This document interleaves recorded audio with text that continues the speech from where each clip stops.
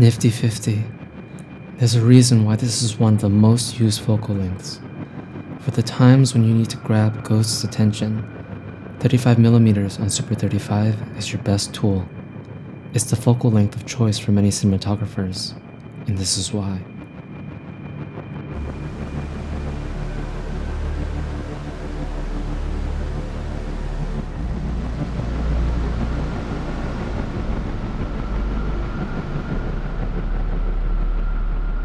.35 is a classic focal length, known for its flattering portrait shots.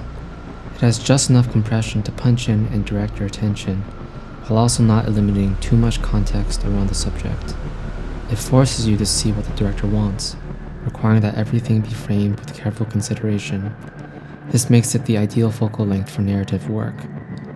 This 33mm f1.4 linear motor is just a tad bit wider, giving you just a little bit more breathing room.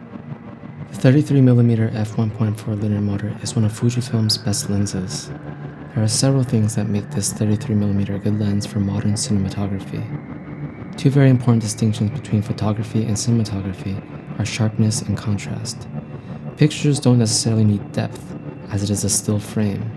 So unless you want your film to appear vintage or digital, contrast is very important for your image to pop.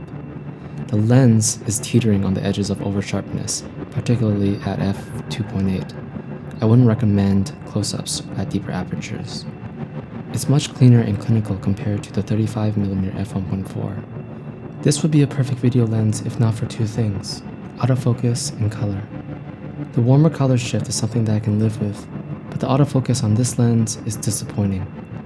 Though I can't recall ever having missed focus for photography, continual autofocus for video is inconsistent. I could look past this, as I mostly shoot manual, except that the manual focus is not smooth in this lens either.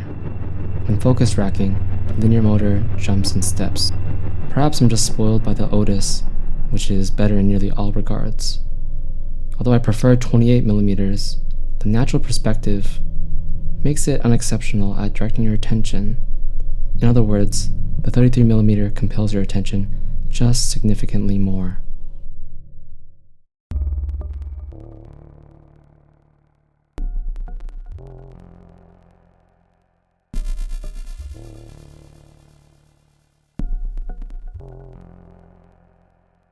We prefer contextual portraiture.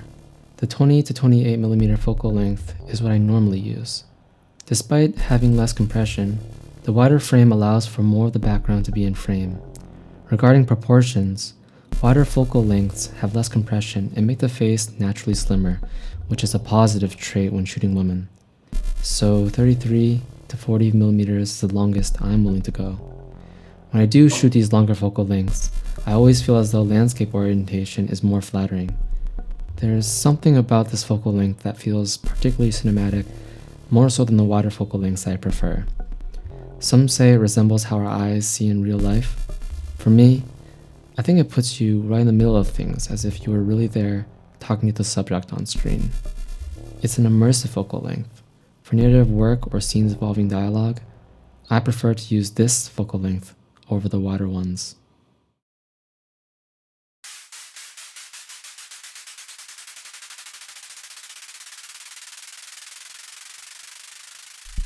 This is truly one of Fujifilm's best lenses to date.